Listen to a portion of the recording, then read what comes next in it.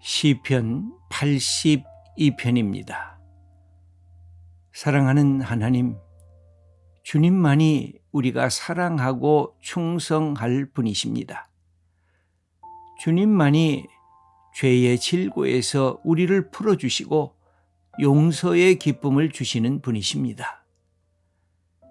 주님만이 죽음을 이기시는 생명의 근원이십니다. 주님만이 우리를 보호할 피난처이십니다. 이제 주님을 두려워함으로 세상의 어떤 두려움도 물리치게 하옵소서. 주님만을 의지함으로 세상의 어떤 염려와 근심에서도 자유하게 하옵소서. 더 이상 우리들의 완악함, 우리들의 게으름, 우리들의 이기적인 탐욕으로 하나님의 이름을 회방하지 않게 하옵소서. 아멘. 시대상을 보면서 이 시인이 하나님 앞에 기도하고 하나님의 도우심을 바라는 그런 시입니다. 이 시대가 흔들리고 있다는 것입니다. 시대가 어둠 속에 갇혀져 있다는 것입니다.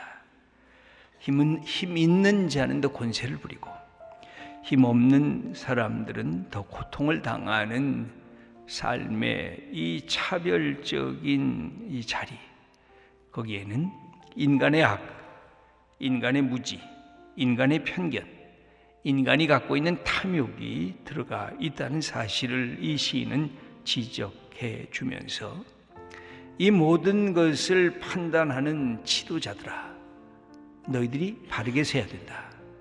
그리고 모든 사건, 사고를 재판하는 재판관들아, 너희들이 하나님의 공의와 하나님의 정의, 그것을 가져야 된다.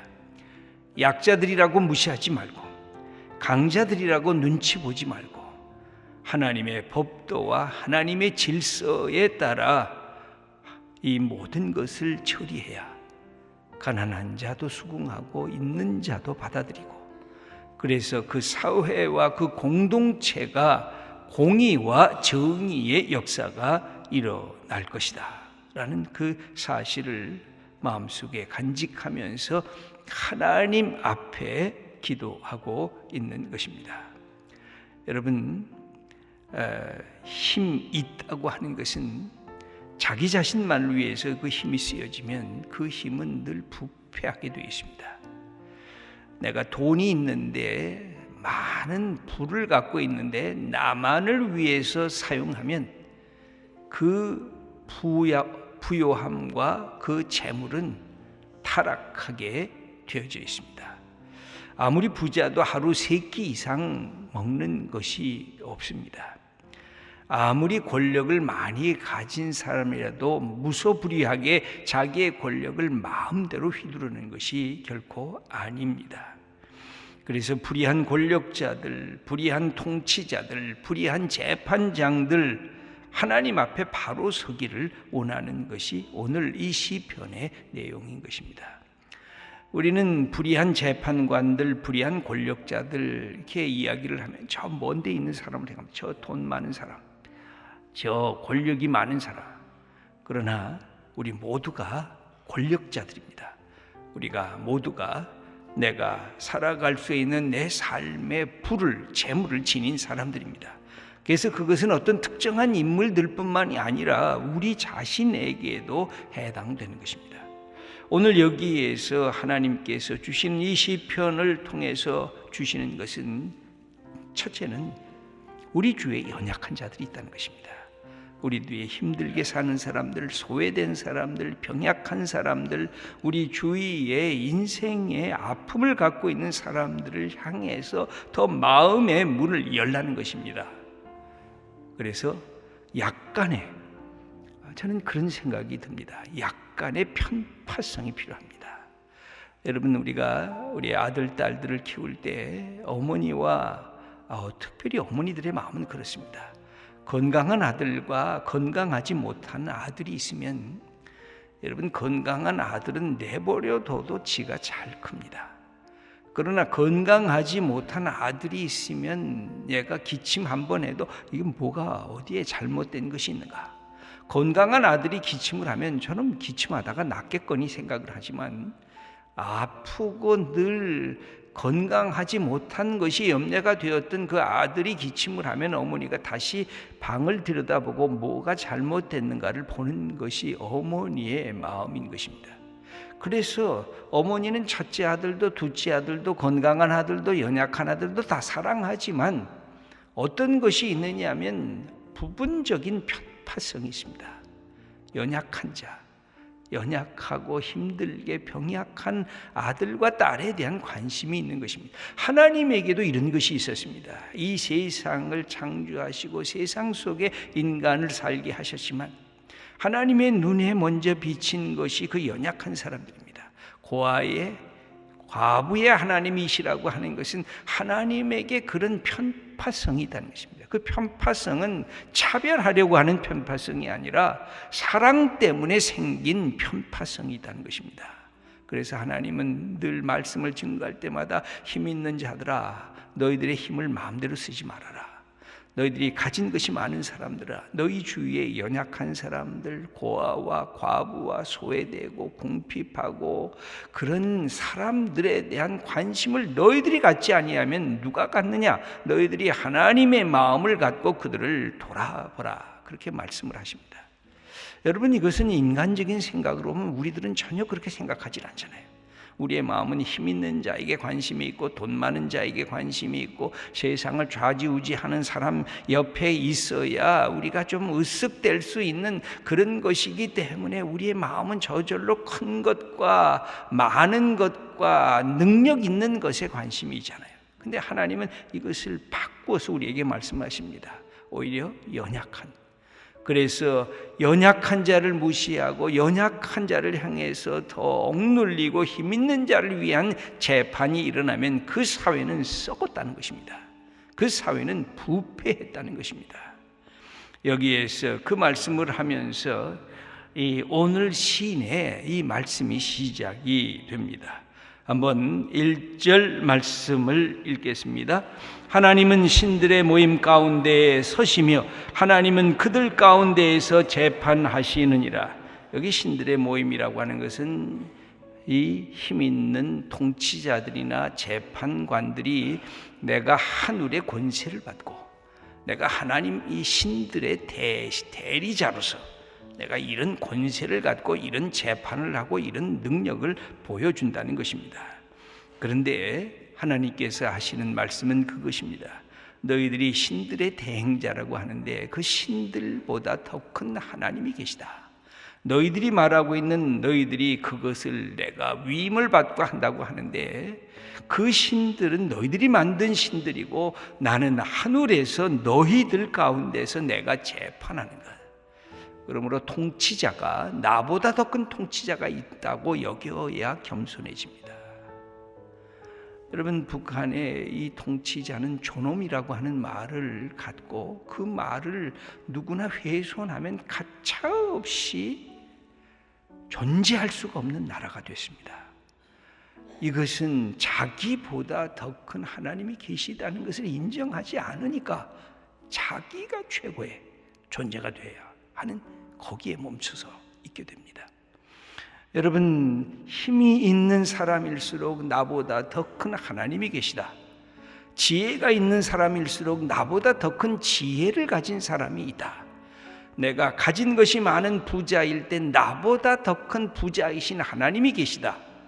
내가 갖고 있는 능력이 많은데 나보다 더 크신 능력을 가지신 하나님이 계시다 할 때 내가 갖고 있는 힘, 내가 갖고 있는 돈, 내가 갖고 있는 지혜, 내가 갖고 있는 지식, 내가 갖고 있는 달란트가 하나님이 내게 잠깐 선물로 주신 것이구나. 어떻게 이것을 하나님과 우리의 이웃들과 이 땅에 하나님의 공의와 정의를 세우는 일에 내가 쓰임을 받을까?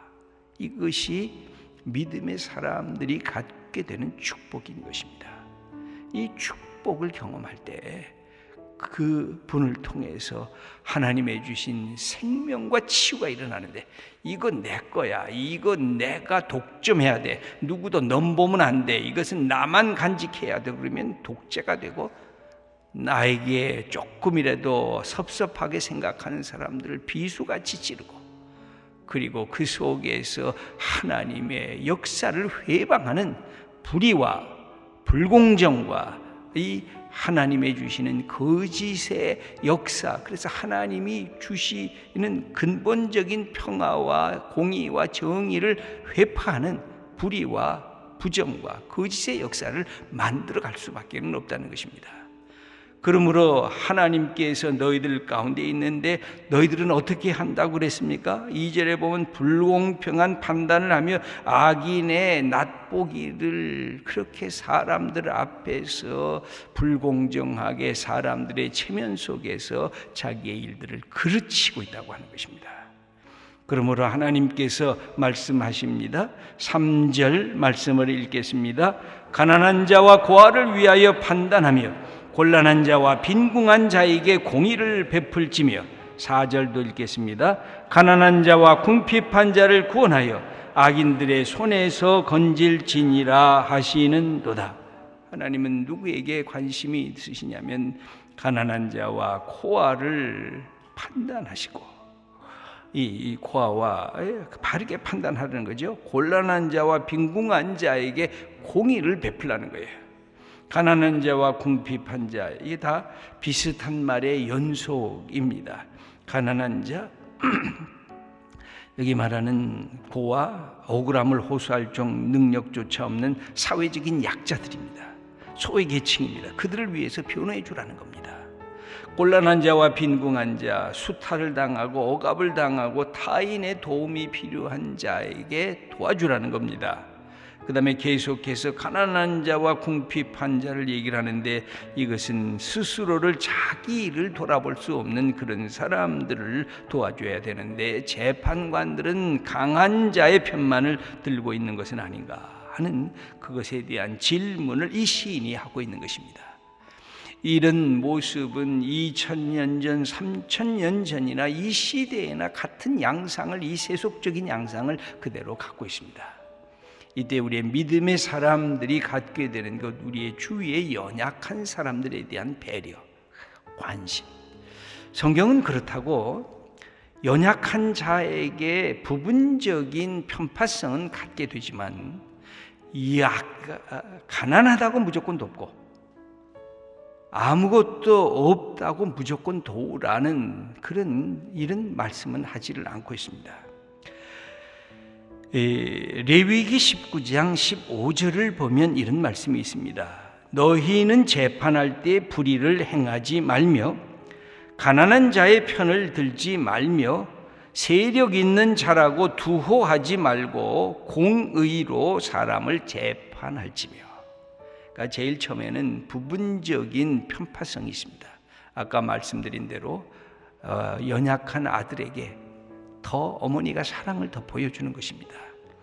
그러나 이런 것보다 더 중요한 것은 어떤 것이 옳은 것인가. 그래서 여기에서는 정당성을 가져야 된다는 것입니다.